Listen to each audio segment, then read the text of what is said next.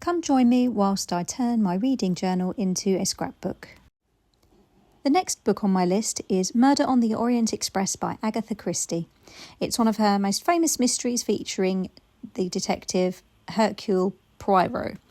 It's a typical locked room style mystery where all the action happens on a train that is stranded and everyone is a suspect. I had a bit of a mixed reaction to this book, so let's talk about it whilst I put my scrapbook together. As the book's set in the 1930s, I've used a 1930s style piece of gift wrap that is printed onto brown paper, and then on the other side I've just used my embossing folder to create this stone effect, and I'm just tying in the colours of the train by using the blue inks in various tones. To give the background a little bit more interest, I've used this French postcard stamp in different colours. I kind of thought it looks a little bit like a passport stamp, so I've just stamped it around to make it look like somebody's been travelling. And of course I've got to use my little book rating stamp. And that's going to be included on the right hand side along with my thoughts on the book and a brief summary. One of the strongest aspects of the book for me was its cast of characters. Each one feels very different, and they've all got unique backgrounds, personalities, mannerisms. Agatha had a real talent for writing dialogue that gives you a real sense of who the person is very quickly. I did really enjoy trying to work out who might be lying or hiding something, and which little details included might turn out to be important clues and what were red herrings. I thought adding a little bit of gold ink around the edge of this, my thoughts, would make it just tie in a little bit more with the sort of elegance of the train at the time. And I quite like a bit of sparkle in my book. So here I'm just tying in the gold on the left-hand side as well to tie the two pages together.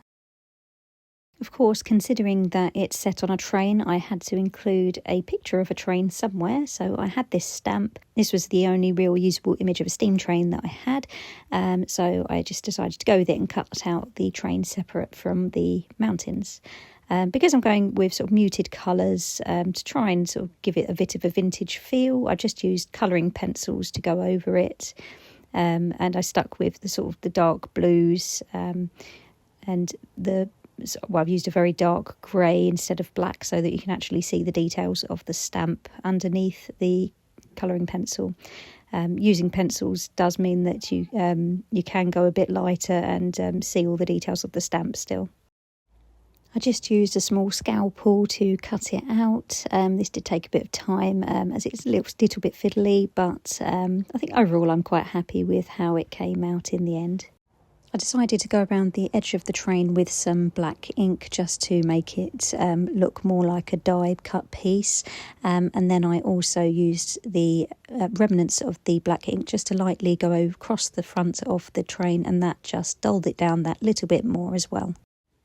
One of the main things that did make me a little bit disappointed with the story was that some of the key information was actually withheld until right at the end, and I do enjoy mysteries where you can piece together the clues as you go along, and although it does drop some hints here and there, it does hold back some sort of quite critical details in my opinion. And this meant that even if you had suspicions about the ending, you couldn't really, confirm anything with any evidence until Poirot revealed some key information.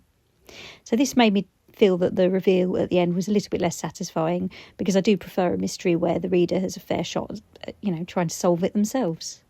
That said, I completely understand why the book's considered a classic. The solution is undeniably clever, and the way it all comes together is pretty impressive.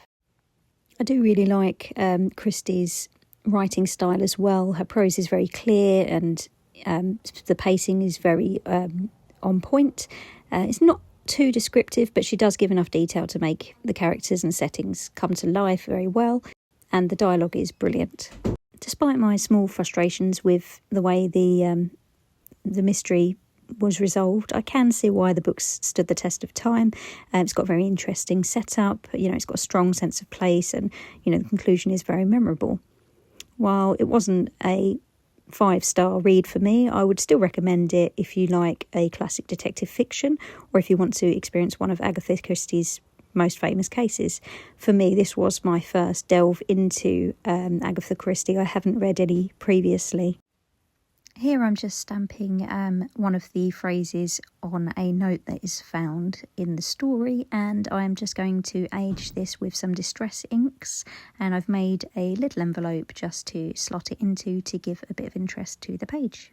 The base layer was Wild Honey Distress ink, and then the next was the Vintage Photo Distress ink, which I've just dabbed over the top. And then I went over the corners and just a few little areas with the Walnut Stain, which is the darkest one. And I just thought this came out quite well. I was quite happy with it. As this is a removable embellishment, I did flip it over and do the same to the back, so that if it's removed, it does look aged on both sides. So here I am, I've got a die that makes a little envelope. It was a little bit big, so I did end up cutting it down so that the letter is poking out of the top and you can read it whilst it's on the page. So this is going on the left-hand side of my spread, along with the quotes from the book. For me, overall, this was a 3.5-star book. I did really enjoy the characters and the setting, but, you know, I was a bit disappointed with the withheld information. And that's it for this scrapbook spread. So if you enjoyed this video, please don't forget to like and subscribe so you don't miss the next book in my reading journal series. Let me know in the comments, have you read this book? What did you think about it? I'd love to hear your thoughts. See you in the next one.